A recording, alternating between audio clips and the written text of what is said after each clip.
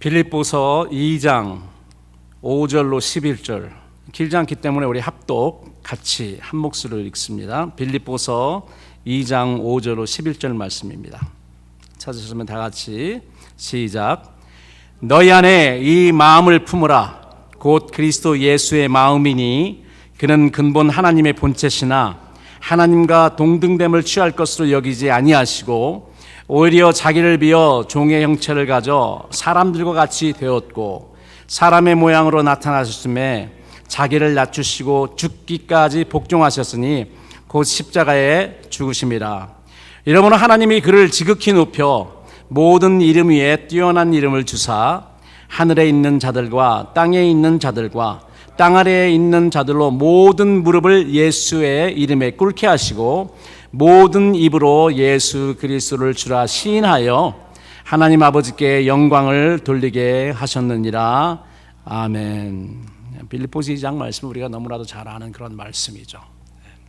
그래서 많은 설교자들이 많은 상황 속에서 이 말씀을 하였고 우리가 그 설교를 여러 번 들었을 거라고 저는 생각합니다.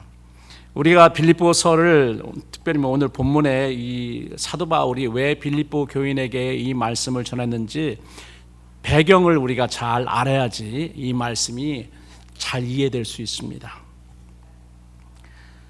사람이 모이는 곳은 그곳이 교회든 이 세상이든 다툼이 있습니다. 여러분 요즘에 그냥 이 세상 중앙아시아에도 벌써 한 2년 전부터 그냥 전쟁이 우크라이나랑 소련이랑 있었고 며칠 전에 이틀 전인가요?는 이제 미국과 이란이 또 전쟁 미국이 개입해서 또 중동에서도 이렇게 전쟁이 일어나고 또 아시아 동아시아 지역에도 27년까지 중국이 타이완을 침범을 하지 않으면 그 다음부터는 그 국력이 점점 떨어지는 걸 알기 때문에 기회가 더 이상 없다고 합니다. 그래서 27년이라는 말이 나와요.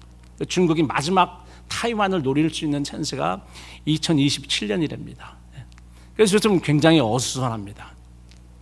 중앙아시아, 중동, 그리고 뭐 언제든지 소련이 다시 유럽으로 쳐들어갈 수 있고, 그리고 동아시아에도 위험합니다. 미국은 다 모든 전쟁에 다 개입돼 있죠.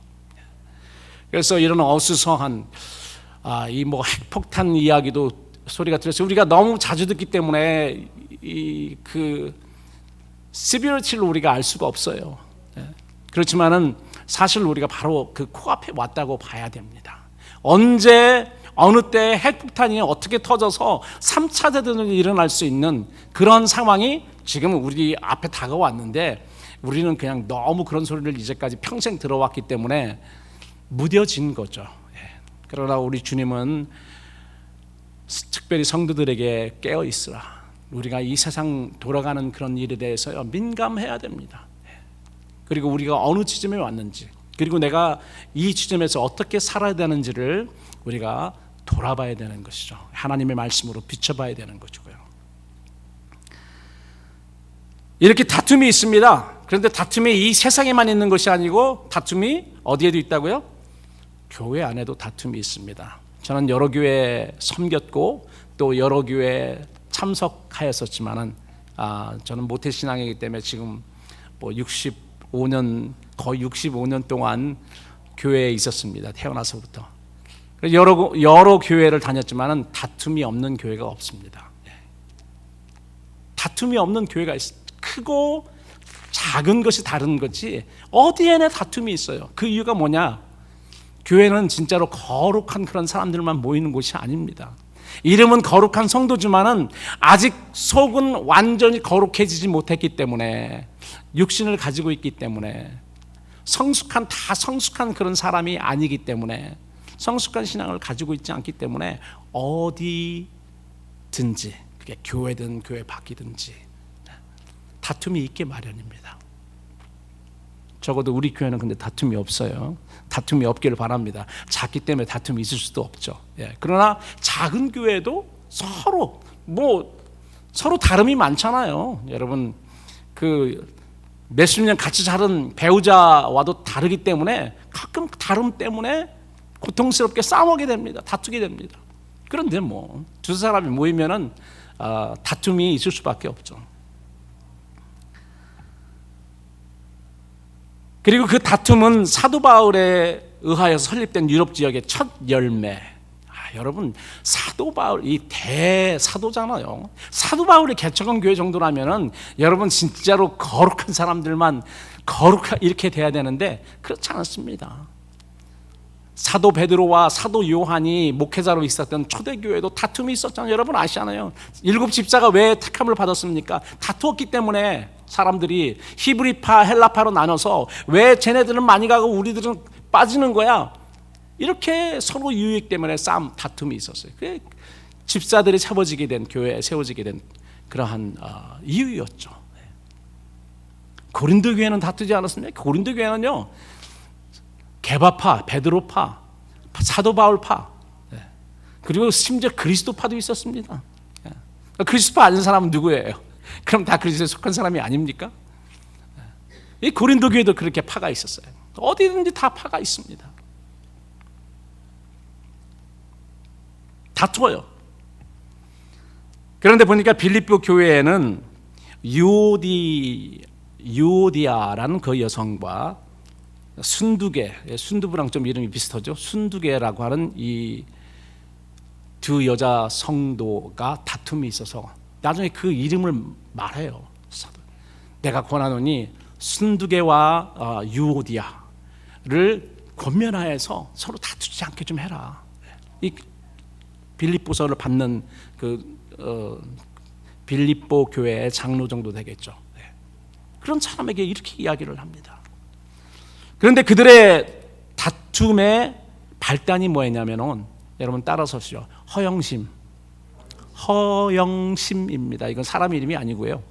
제 아는 사람도 이름이 영심인데 허영심은 사람 이름이 아닙니다. 이 허는 empty란 말이죠. empty란 말이잖아요. 헛된 영광이에요. 헛된 영광. 헛된 영광이라는 허영심이라는 것은 헛된 영광인데 여러분 한마디로 근거 없는 교만을 가지고 있는 것이 허영심입니다. 여러분 우리가 알아야 할 중요 사항은 여기도 이 허영의 그 영자가 영광이잖아요. 영화로울 영자인데 영광. 여러분 영광은 누구에게 속했냐? 영광은 원래는 하나님에게만 속했습니다. 영광은 하나님 비즈니스예요.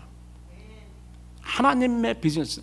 영광은 하나님에게 사실 하나님에게만 국한이 됐거든요. 그래서 우리 인류든 모든 피조물의 문제는 뭐냐면 영광을 자기가 하나님만 취해야 되는데 피조물이 영광을 취하려고 하는 이 허영심 때문에 일어난 것입니다. 모든 게 다 잘못됐어요. 마귀도 그렇게 해서 떨어졌고 헛된 영광을 구하다가 교만이죠. 사람도 에덴 동산에서 하와가 마귀에게 속아서 야 너도 이거 먹으면 하나님처럼 돼. 여기에 속아 넘어갔기 때문에 망하게 된 거죠. 여러분 그래서 그냥 허영심 그냥 지나가면 안 됩니다. 이거는 헛된 영광을 추구하는 마음이 허영심이고요. 그리고 이것은 근거 없는 교만입니다. 근거 없는 교만. 그러므로 그 영광은 하나님에게만 원래 속해 있습니다. 지금도 그렇습니다. 그래서 하나님에게 속해 있기 때문에 하나님이 합당한 자에게 그 영광을 주실 수는 있습니다. 그러나 우리가 스스로 영광을 취하거나 스스로 그 영광을 취하려고 추구하는 것은 허영심 교만이라는 거죠. 이거는 가장 큰 죄예요. 가장 큰 죄. 가장 큰 모든 악의 아버지입니다. 교만은. 그리고 그 교만과 허영심이 연관이 되어 있죠. 왜 그런가 하면은요. 교만은 하나님의 대적이 되는 지름길이고 패망의 선봉이라고 성경은 말하고 있습니다. 그리고 사도 베드로는 베드로전서 5장 5절에 하나님이 교만한 자를 대적하신다. 여러분 하나님의 적이 되고 싶으시면 교만해지시면 됩니다. 하나님의 적이 되고 싶은 자는 교만하면 돼요. 허영심을 잔뜩 불어넣으면 하나님의 대적이 되고 맙니다. 그건 쉬운 일입니다. 그러나 반대로 하나님과 친구 되기를 원하시는 그런 분, 하나님이 겸손한 자에게 은혜를 주신다고 했잖아요. 그건 성경 여러 군데 이야기 나와 있습니다. 맞습니다. 하나님은 겸손한 자에게 은혜를 주세요. 그래서 예수님도 산상수훈 팔복에 대해서 말씀하시면 제일 먼저 심령이 가난한 자, 심령이 가난한 건 겸손이거든요. 겸손한 자는 복이 있나니 천국이 저희 것입니다. 하나님이 은혜를 주십니다. 복을 주세요. 빌립보의 두 여자 성도가 교회 사역을 하면서 허영심으로 인해서 서로 다투게 되었다는 소식을 듣는 사도 바울의 마음이, 사도 바울은 이 그 영적인 이런 모든 것을 잘 알잖아요. 얼마나 마음이 아팠겠습니까? 이 두 여성도들이 뭐 자기 나름대로 이유가 있었겠죠. 다툰 이유가 있는데 그 밑바닥에는 허영심, 교만 때문에 그랬다는 거죠. 서로 내 잘났다고 한 거죠. 사실은 내 잘났다고. 내가 너보다 더 잘났어. 내가 너보다 더 대우받아야 되고 내 말을 들어야 되고 나는 너보다 더 위에야, 이렇게 생각을 했다는 것입니다. 그런 상황을 전해들은 사도 바울은 옥중에서도 너무 안타까웠어요. 너무 안타까운 그런 마음을 가졌기 때문에 그런 마음으로 이 서신서를 써서 보내면서 그들에게 권면한 것입니다. 사역하면서 허영심으로 인해 다투는 교회에 대한 사도 바울의 권면은 여러분 따라서 하십시오. 5절입니다. 너희 안에 그리스도 예수의 마음을 품으라. 교회 안에서 교회 안에서만 적용되는 것은 사실 아니고 다 모든 우리 그리스도인들의 삶에 다 적용되지만은 다툼이 있을 때에, 조금이라도 다툼이 있을 때 혹시 내 교만, 내 허영심 때문에 이 다툼이 나는 것은 아닌가, 이거 우리가 생각해야 되죠. 그리고 만약에 한 부분이라도 그런 부분이 있을 거라면은 우리는 이 말씀을 기억합니다. 우리가 예수 그리스도의 마음을 품읍시다. 예수 그리스도의 마음을 품어야지 되는 거죠. 사도 바울이 다툼이 있는 빌립보 교회, 또 빌립보 교회에 특별히 두 여성도에게 그렇게 권면했던 것입니다. 저는 오늘날 이 땅에 어떤 교회도 빌립보 교회보다 다툼이 더하면 더했지 덜하다고 생각하지 않습니다. 정도의 차이가 있을 뿐이지 다 비등비등해서 거기가 거기라는 그런 말이에요.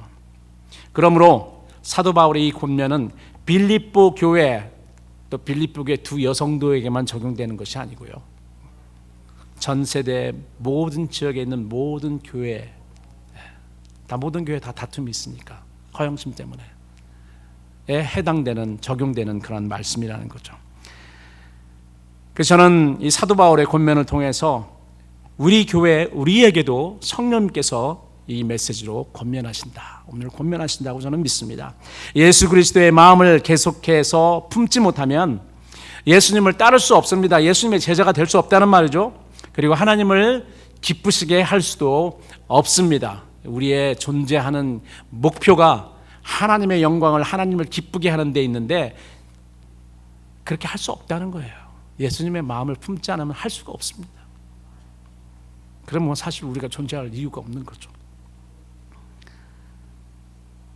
그러면 성도들, 특별히 교회에서 사역하는 자들이 서로 품어야 할 이 예수 그리스도의 마음은 무엇일까요?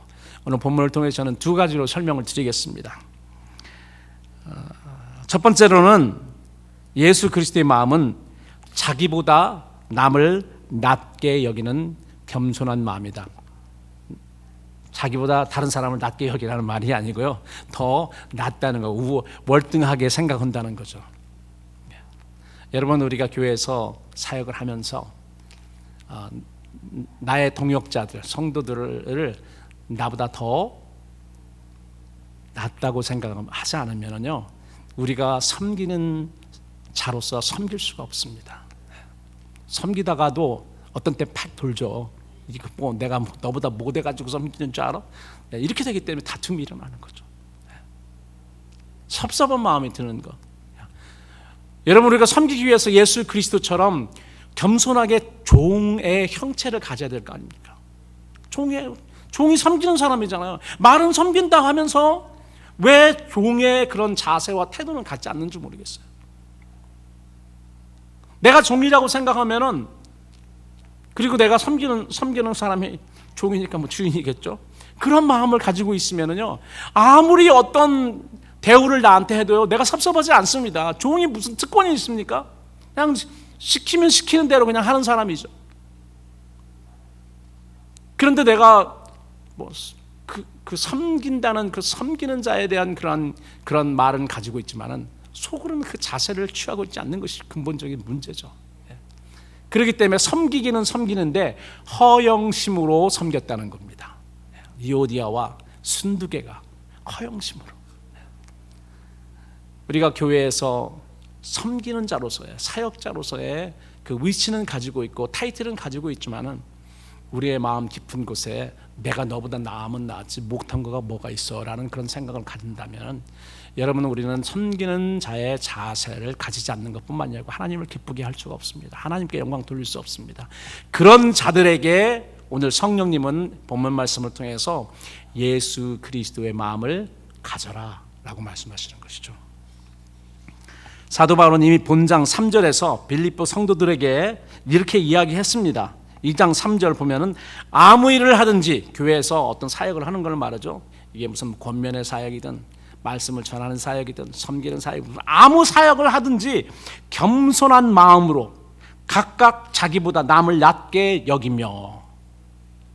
2장 3절 말씀입니다. 지난주에 말씀드렸죠. 아무 일을 하든지 겸손한 마음을 가진 자가 해야 됩니다. 그리고 남을 나보다 더 낫다고 여기죠. 그래야지 종의 자세로서, 종의 태도로서 섬길 수 있는 것입니다. 섬기는 자는 잘 알잖아요. 내가 나의 섬김을 받는 사람은 나보다 높다고 생각하니까 종으로 섬기는 거 아닙니까? 목사든 장로든 집사든 권사든, 우리가 섬기는 자의 자세는 내가 섬길 사람보다 더 낫다고 여겨. 아니, 낫다 이게 헷갈리네요. 내가 섬겨야 될 사람이 나보다 더 낫고 그 다음에 나는 더 낫다, 로우다라는 거. 이게 굉장히 중요한 사실입니다. 여러분, 교회 모든 사역자가 자기보다 남을 더 낮게 여긴다면 교회에 다툼이 있겠습니까? 일반적으로 교회에서 형제 간의 다툼은 내가 다른 형제보다 더 낫다고 여기기 때문에 더 높은 위치에서 존경받기 위함이 아닙니까? 또한 그러한 대우를 받지 못하면 내가 무시당했다 하고 발끈합니다. 여러분, 종은요, 누구에게 주인인 누구에게 무시를 받아도 종이기 때문에 내가 무시당했다 하고 발끈하지 않습니다. 종인데요. 종이잖아요. 그런데 교회에서는 섬기다가도 내가 대우를 받지 못하면 무시당했다고 발끈하고 상처를 받습니다. 그냥 상처를 받는다고 하는데 보통 우리가 말하는 건 시험 받았다고 하죠. 내가 이런 대우를 받아야 될 사람인데 그런 대우를 받지 못하면 시험 든다라고 합니다. 제가 어렸을 때 다니던 그 교회는요, 장로님 투표하는 날 그 다음 주에는 빠지는 사람들이 굉장히 많아요. 내가 무시당해, 저 사람, 이게 뭐 장로나 뭐 이런 일꾼들로 투표를 하잖아요. 그런 사람들인데 내가 쟤보다 못한 이유가 어디 있는데. 해서 그 다음 주 몇 주 동안 안 나오는 그런 사람들이 마음에 가시지가 않아가지고. 그래서 사도 바울은 그들에게 예수님이 품으셨던 겸손한 마음에 관해서 본문에서 설명을 한 것입니다. 사도 바울은 골로새 1장에서 예수 그리스도는 원래 예수님의 본래 정체에 대해서 이야기합니다. 골로새에서 보면은 요즘 제가 새벽기도 때는 골로새서를 하니까 여러분 이 부분에 대해서는 여러분들이 더 새벽기도 나오시면은 이제 볼 수 있습니다. 골로새서에서 사도 바울은 예수님의 본래 정체에 대해서 이렇게 말씀하십니다. 여러분, 예수님이 어떠한 분이신지 한번 들어보세요. 그리스도는 보이지 아니하시는 하나님의 형상이다.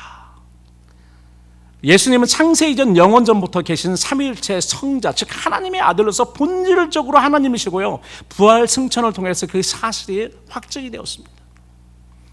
그 두 번째로 모든 창조물보다 먼저 나신 장자이십니다. 1장 15절 하반절에 보니까 이 말은 그가 창조되었다는 말이 아니고요, 모든 창조물 이전에 있었다는 것입니다. 그리고 모든 창조물은 그리스도를 위하여 그리스도에 의하여 만들어졌고 창조됐고 존재한다고 이야기를 하고 있습니다. 세 번째로 결코 피조물이 아니라 창조주라고 16절에 말씀했어요. 만물이 그에게 창조되되 하늘과 땅에서 보이는 것과 보이지 않는 것, 다 영적인 것과 육적인 것, 하늘과 땅 모든 그런 영육 간의 모든 세계에 다 그리스도에 의해서 창조되었다는 말입니다. 네 번째로 만물보다 먼저 계셨습니다. 그는 세계가 창조되기 이전 영원부터 계셨던 영광의 성삼위일체 중 한 분이십니다. 그리고 마지막으로 만물로 그 안에 함께 서도록 하셨습니다. 무슨 말이냐면 모든 피조물은 그리스도의 능력에 의해서 유지되기 때문에 그는 만물의 주관자이시다. 여러분은 예수님이 인간이 되시기 전에 이런 분이셨습니다. 물론 지금도 그런 분이시죠. 그러나 예수님은 33년 이 땅에 계시는 동안은 그러한 하나님만 가지고 있는 영광의 옷을 벗으셨어요. 이게 자기를 비운 거죠. 자기 옷을 벗었어요. 신성, 디비니티라고 신성을 벗으셨어요. 하나님됨을 벗으셨어요. 비었다는 겁니다. 예수 그리스도는 이렇게 하나님의 본체시지만은요, 하나님과 동등됨을 취할 것으로 여기지 아니하였다. 여러분 한번 따라서 하세요. 동등됨을 취할 것으로 여기지 않았다. 이게 왜 중요한가 하면요, 우리가 교회에서 사역하면서 중요합니다. 예수님은, 그리스도는 영원한 삼위일체 중 한 분이라서요, 하나님과 동등하신 분이십니다. 그건 여러분 믿으십니까? 이거 안 믿으면 우리는 이단이에요. 동등 되신 분입니다. 그런데 어떻게 하셨다고요? 동등됨을 취할 것으로 여기지 않았어요.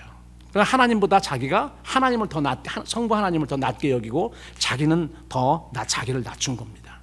그래서 겸손이에요. 이게 예수 그리스도의 마음, 겸손한 마음입니다. 그런데 이걸 우리에게 우리 삶에 적용을 하면 어떻게 되냐면, 우리 성도들 모든 형제 자매들은 어떤 타일을 우리가 가지고 있든, 목사든 장로든 권사든 집사든 다 한 형제로 동등합니다. 그거 믿으십니까? 예. 좋잖아요. 목사랑 동등이라니까. 예. 맞습니다. 우리는 한 분 하나님이 계세요. 한 분 아버지고 우리는 다 형제 자매예요. 거기에 뭐 좀 높고 나가는 것은 있겠죠. 큰 형도 있고 작은 형도 있고 이러니까요. 그러나 지금은 그렇지 않습니다. 지금 다 하나 동등한 자녀예요. 형제 자매는 동등합니다. 어떤 타일을 가지고 있든 상관없습니다. 그런데 섬기는 자는 어떻게 해야 된다고요? 형제 자매를 나보다 더 낮게 여겨야 돼요. 그렇지 않으면 섬길 수가 없어요.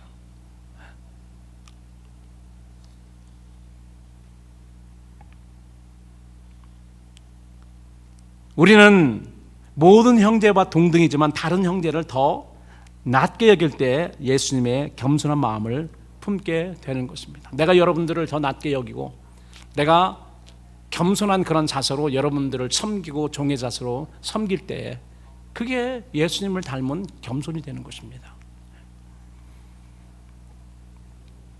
주님은 서로 높은 위치를 차지하기 위해서 다투던, 예수님의 제자들도 다퉜네요.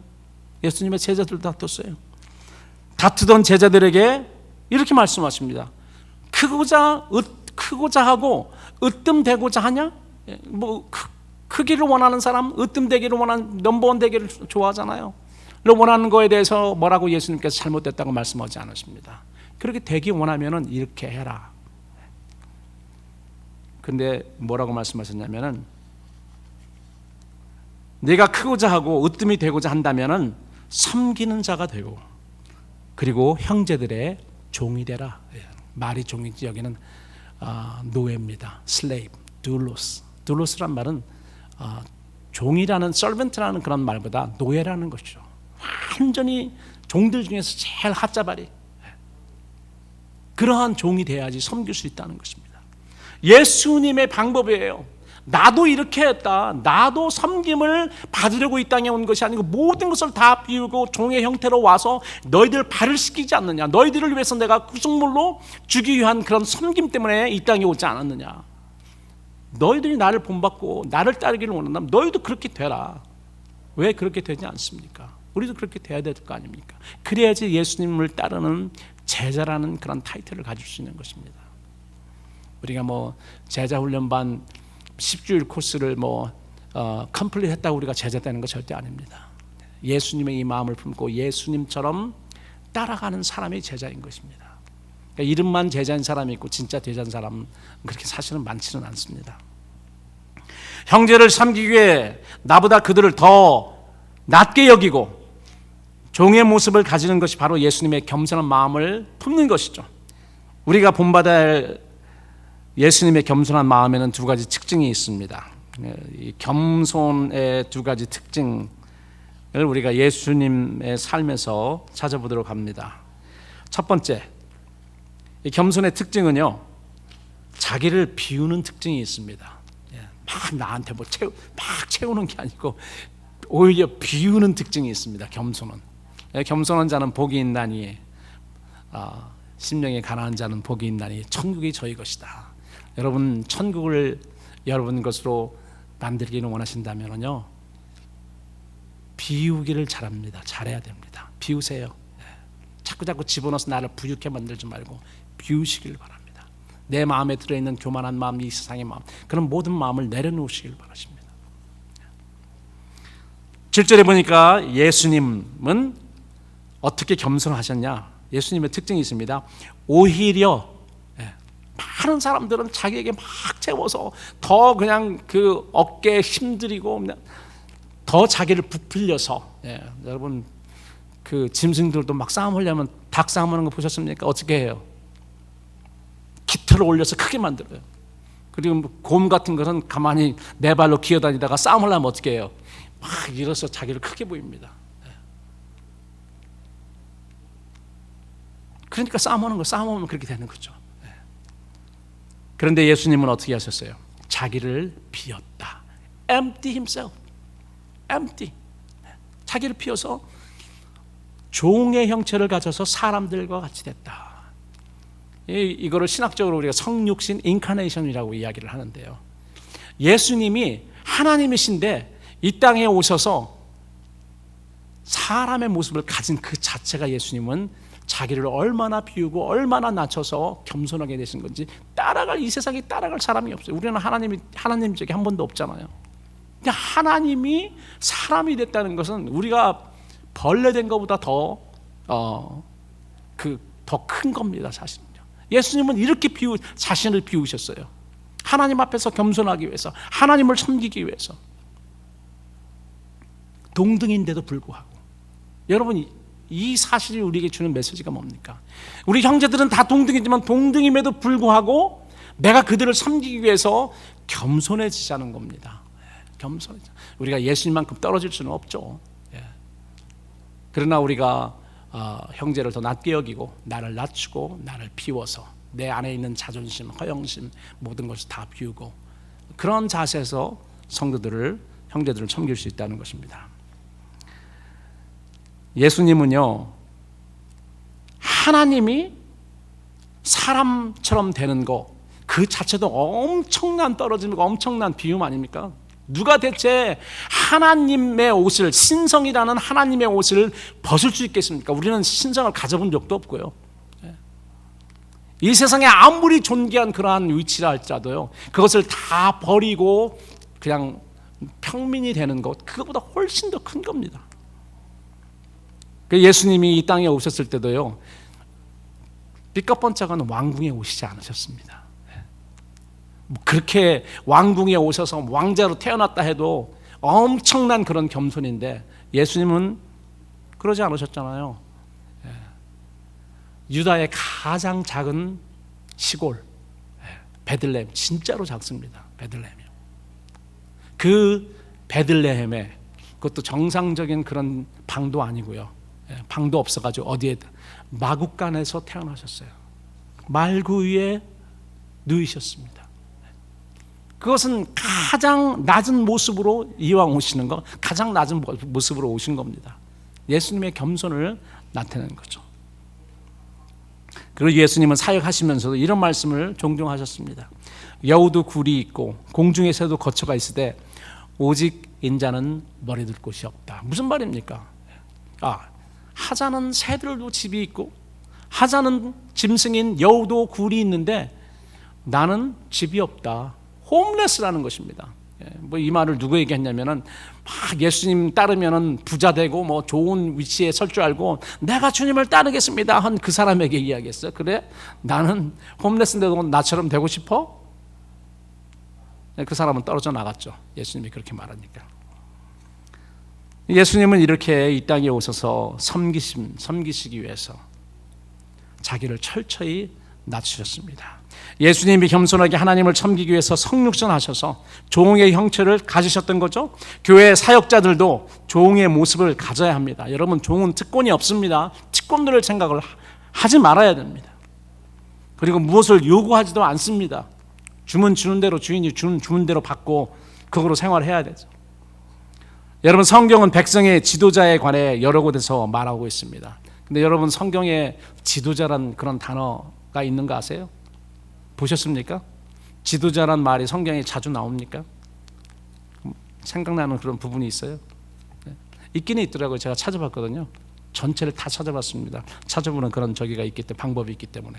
지도자란 말이 5번이 나오는데 신약에 1번, 그리고 구약 사무엘서에 4번이 나옵니다. 이거는 다윗에 관한 것이 아니고요. 사울에 관한 사울에 대해서 이야기할 때 지도자라는 그런 말이 나와요. 그런데 지도자라는 그러한 뜻과 그런 의미는 신약이나 신구약에 깔려 있습니다. 그런데 왜 지도자란 말이 없지? 여러분, 이상하지 않습니까? 왜 성경에 왜 지도자란 말이 없어? 하나님의 백성을 이끄는 지도자에 대해서 왜 지도자라는 말을 하지 않았을까? 지도자들을 지도자라고 부르지 않고 성경이 부르는 단어가 있습니다. 여러분 뭔지 아세요? 지도자를 뭐로 부르냐면은 하나님의 종, 주의 종으로 부릅니다.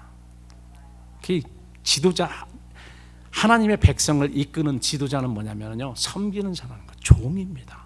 하나님의 종, 하나님의 종. 하나님을 섬기고 또 하나님이 섬기라고 우리를 보내잖아요. 그래서 하나님의 자녀들, 하나님의 백성을 섬기는 것이죠. 그래서 이 하나님의 종, 주의 종이라는 그런 단어가 자그마치 127번 사용됩니다. 그렇기 때문에 지도자란 말을 하진 않아요. 뭐 영도자, 지도자 이런 말이 없습니다. 거의 없어요. 그 말은 무슨 말이냐? 하나님 나라에서 또 교회에서는 지도자들은 섬기는 종이 되어야 된다는 말입니다. 종이 돼야 돼요. 종이 되기 위해서 우리가 예수님의 마음을 품고 자기를 비우고 자기를 자꾸 낮춰야 되죠. 근데 이 낮추려고 하는 그런 자발적인 그런 노력이 없으면은요, 우리는 그냥 놓으면 어떻게 돼요? 그냥 거기 있는 줄 아세요? 그렇지 않습니다. 이게 자꾸 올라와요. 높게 되려고. 이게 죄성이죠. 자, 겸손은 자기를 비우는 특징이 있는가 하면 또 다른 특징이 있는데, 겸손은 자기를 낮추는 특징이 있습니다. 8절에 보니까 사람의 모양으로 나타나셨음에 자기를 낮추시고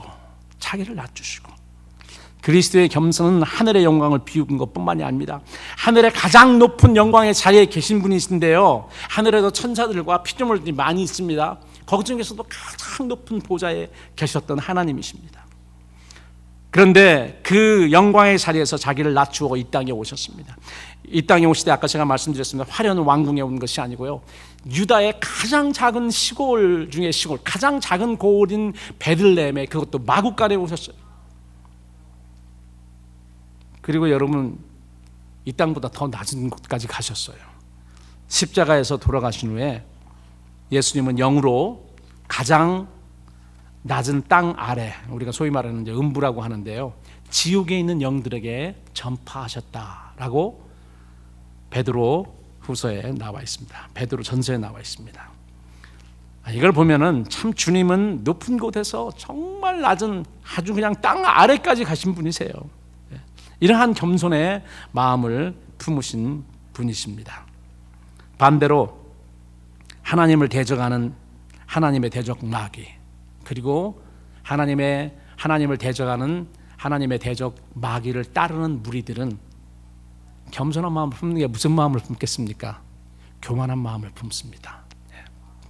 그래서 사람들도요, 싸움을 때 보면은 이걸 늘리는, 야 내가 누군 줄 알아? 너 뭐 누구? 내가 왕년에 뭐 다 이게 그런 말이에요. 자기를 부풀리는 말이에요. 파워업 시키는 거죠.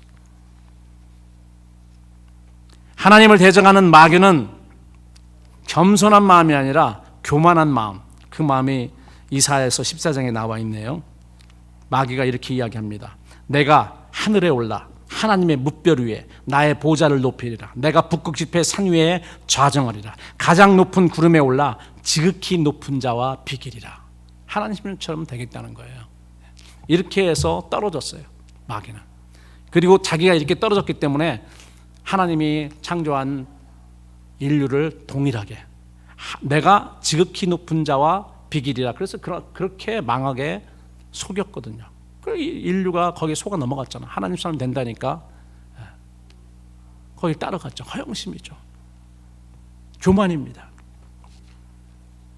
그런데 하나님은 우리 죄인들을 불쌍히 여기셔서 그러한 우리 죄인들이지만은 마귀가 망쳐놓은 이 땅과 인류를 회복시키기 위해서, 마귀의 일을 없애기 위해서 이 땅에 예수님이 오신 것입니다.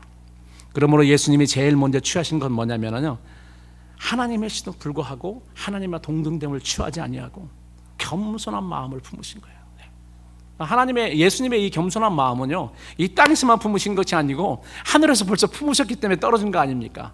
그래서 내가 하나님과 동등되는데 동등됨 취하지 않을래. 하늘부터 그렇게 계획을 하신 거예요. 떨어지기 전부터. 그리고 나를 비워야 되겠다. 내가 나를 낮추겠다. 했으니까 예수님께서 오신 거 아닙니까?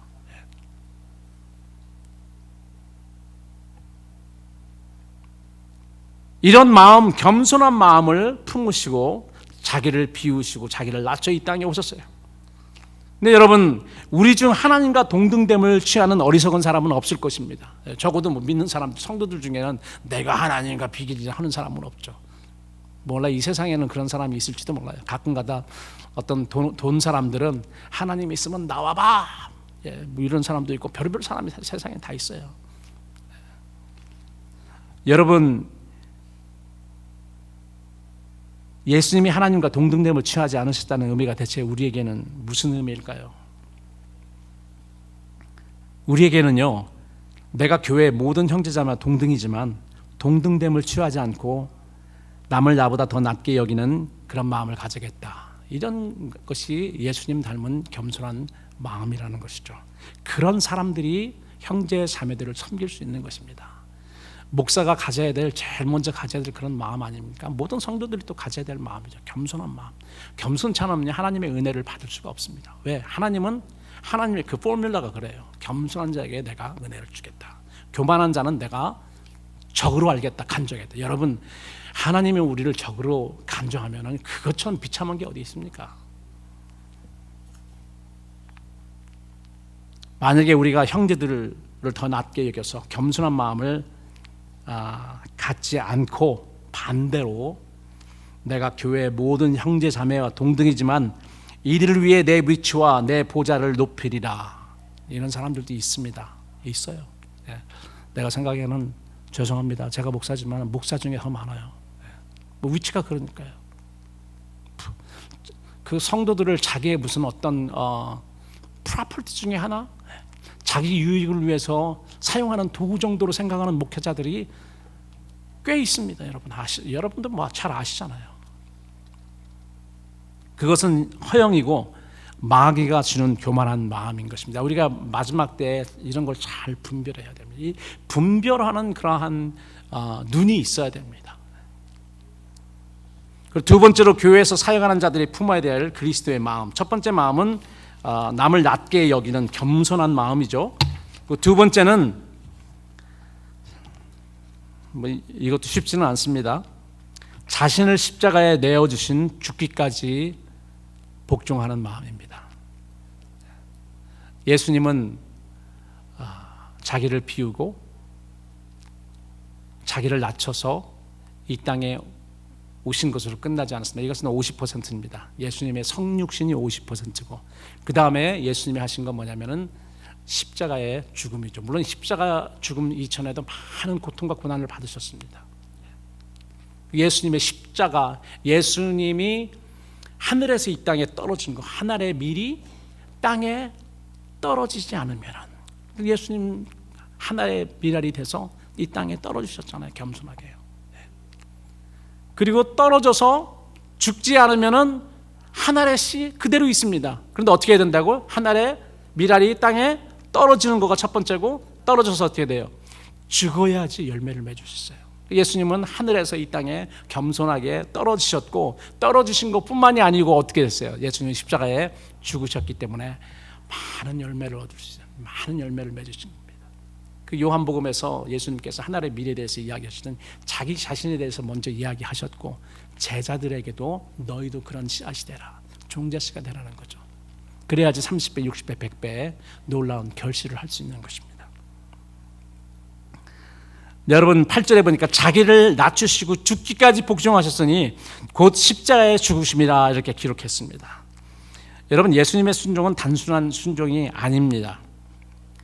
죽기까지 순종한 굉장히 처절한 복종입니다. 순종은 뭐 그냥 당연하니까 하는 그거지만은, 복종은 여러 가지 상황이 쉽지 않은데도 불구하고 나를 쳐서 그냥 복종시키는 거잖아요. 그래서 여러분 그 에베소서 제가 여러분들에서 말할 때, 자녀들이 부모에게 순종하는 것은 당연한 겁니다. 자녀들이 당연하죠. 아버지 어머니가 더 자기보다 더 낫잖아요. 여러모로 자기를 돕고, 그러니까 순종하는 것, 이것이 옳으니라 자녀들아, 이것이 옳다 이야기하는 겁니다. 그런데 와이프에게는 어떻게 말합니까? 와이프와 남편 사이에는 순종이란 말 대신 복종이란 말을 씁니다. 왜? 와이프가 어떤 면에서는 남자들보다 더 나은 면이 굉장히 많이 있습니다. 여러 가지로 많아요. 내가 우리 집사람한테 무슨 뭐 크레딧 얻기 위해서 이렇게 말하는 것이 아니고요, 실질적으로 그렇습니다. 저는 우리 와이프 말을 잘 듣습니다. 하나님 말씀과 반대되지만 않으면. 남편보다 더 잘난 그런 부인들인데, 그런 부인이라 할지라도 가정에서는 하나님이 남편을 그 가정의 머리로 삼았기 때문에 복종하라는 거예요. 쉽지 않습니다. 나보다 여러모로 모자란 그런 사람에게 내가 복종한다는 거 쉽지 않죠. 그러나 거기에 복종, 쉽지 않지만은 해라는 거예요. 복종이라는 말을 썼습니다. 여러분, 그러면 주인과 종 사이에는 복종을 썼을까요? 순종을 썼을까요? 뭐라고 생각하십니까? 종이 주인의 말을 따르는 것이 옳은 겁니까? 힘든 겁니까? 그러니까 뭘 썼겠어요? 순종이라는 말을 썼습니다. 순종. 당연히 너네들은 순종해야 된다. 그런데 이제 와이프에게는 복종이라는 말을 썼습니다. 이건 뭐 하여튼 본문과는 상관이 없는 말이지만 하여튼 제가 말씀드리는 게 순종, 복종에 대해서, 예수님의 순종은 단순한 순종이 아니고 복종이었습니다. 복종. 그리고 그냥 죽음이 아니고 제일 비참하고 제일 부끄럽고 처절한 죽음인 십자가의 죽음입니다. 그래서 제가 그 순종, 복종에 대해서 여러분 잘 들으시기 바랍니다. 우리는 종종 교회에서 무조건 순종하세요라는 말을 잘 듣습니다. 여러분 그 말 들어보십니까? 무조건 순종하세요. 무조건 복종하세요. 그런데 무조건 순종하는 거는요, 무식한 겁니다. 여러분 절대로 무조건 순종하면 안 됩니다. 무조건 복종해도 안 됩니다. 하나님 말씀에는 무조건 순종, 무조건 복종이죠. 어떤 값을 우리가 치르더라도 하나님의 말씀에는 그렇게 해야 되면, 사람의 말, 교회 그것이 지도자인 목사의 말이라 할지라도 목사가 하나님 말씀이 아닌 사람의 생각과 사람의 말을 하면 아멘 하지 마세요. 저는 참 한심한 거가 뭐냐면, 목사가 무슨 말을 해도 다 아멘. 목사가 욕을 해도 막 쌍욕을 해도, 옛날에 저는 그런 부흥회에 참석했기 때문에 압니다. 요즘은 그런 사람들이 있는지 없는지 모르지만 옛날에 부흥사들이 많이 했어요. 막 무슨 쌍욕을 해도 아멘 그 앞에서 다 그래요. 그건 너무 무식한 거죠. 그리고 하나님의 말이 아니고 사람의 말을 할 때는 여러분 아멘해도 안 되고 거기에 순종해도 복종해도 안 됩니다. 이게 무조건 복종이 아니에요. 하나님의 말씀을 하나 여기 강단에서 가르치는 그 말하고 있는 이 목사가 하나님의 말씀을 하고 있는지 아니면 자기 생각과 자기의 유익을 위해서 말을 하고 있는지 여러분 분별해야 됩니다. 분별하지 않으면요 여러분들 영혼이 위험해요. 이 목사가 이상한 쪽으로 가면 다 따라가실래요, 여러분? 그렇기 때문에 분별하는 능력을 우리가 가지고 있어야 됩니다. 이 사람이 지금 하나님의 말씀, 하나님의 진리, 하나님의 뜻을 말하고 있는지 아닌지 우리가 분별할 정도로 이 하나님 말씀의 능력이 있어야 되고 하나님의 말씀을 알아야 됩니다. 알지 못하면 그냥 끌려가는 거죠.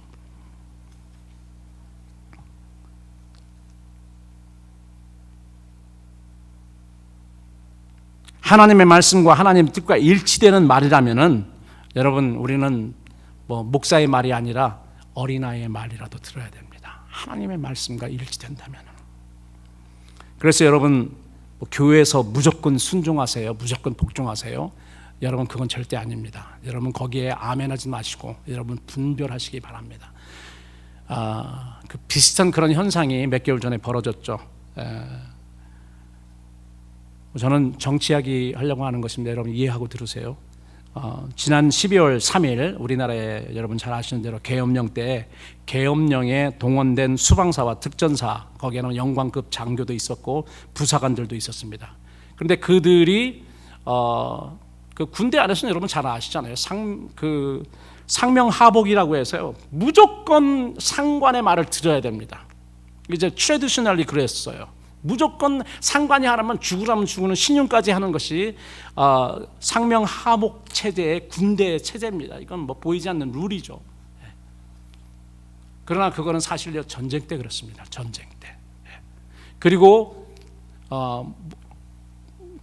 지난 12월 뭐는 계엄령이 있어서 제가 알게 됐지만은 이 사람들도요 봐야 되는 게 뭐냐면 이게 진짜 국민들 민주주의에서는 백성들이 국민들이 주인 아닙니까? 국민의 유익이 되는가? 국민의 뜻과 맞나 안 맞나 살펴보고 명령을 들어야 되는 거예요.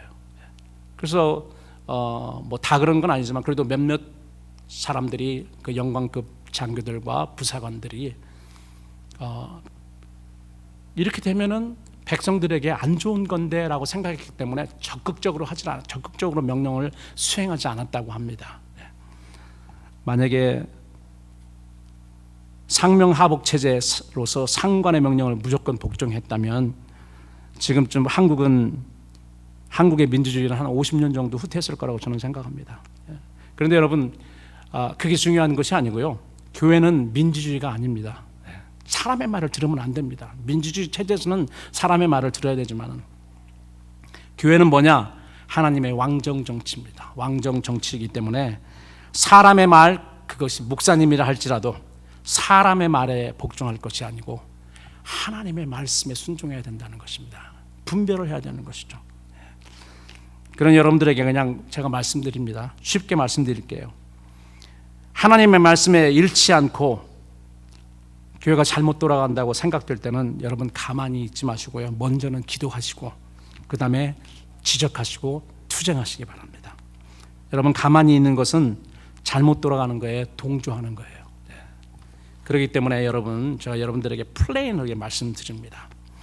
주님께서 십자가에서 죽기까지 순종한 것은 하나님의 뜻을 따르기 위함이었습니다. 어떤 자기 생각이나 사람의 생각 때문에 그런 것이 아니죠.